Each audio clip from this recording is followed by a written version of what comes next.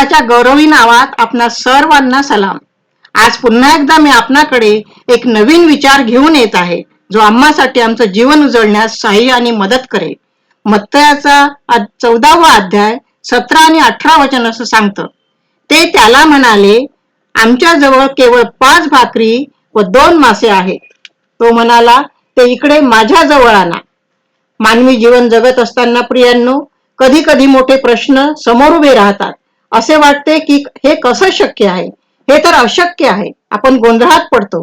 देव आपणाबरोबर आहे, ज्याला सर्व काही शक्य आहे. कोणतीही गोष्ट अवघड नाही हे आपण विसरूनच जातो. मत्तयाच्या या 5,000च्या भोजन या गोष्टीमध्ये आपण पाहतो की येशूच्या मागे हजारो लोक त्याची शिकवण ऐकण्यास आलेले होते. ते दिवसभर ऐकत होते. संध्याकाळी शिष्य म्हणाले, प्रभुजी, त्यांना घरी जाऊ द्या.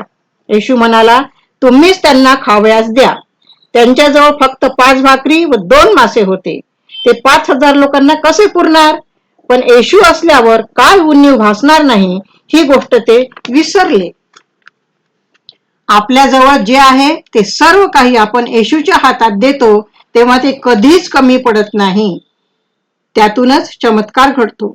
तुमचे सर्व गुण, पैसा, बुद्धी, ज्ञान, सर्व गोष्टी पवित्र परमेश्वराच्या हातात न संकोच करता द्या. पहा, ते प्रभू परमेश्वर कशा प्रकारे आशीर्वादित करतो. 5,000 भोजन करून 12 टोपले अन्न त्या दिवशी उरले. कमी आहे म्हणून प्रियांनो, कुरकुर करू नका, रडू नका, तक्रार करू नका. जे काही तुमच्या जवळ आहे ते परमेश्वर तुम्हाला सांगत आहे, ते माझ्याकडे आणा. ते सर्व देवाच्या हातात द्या, म्हणजे ते हजारो पटींनी आशीर्वाद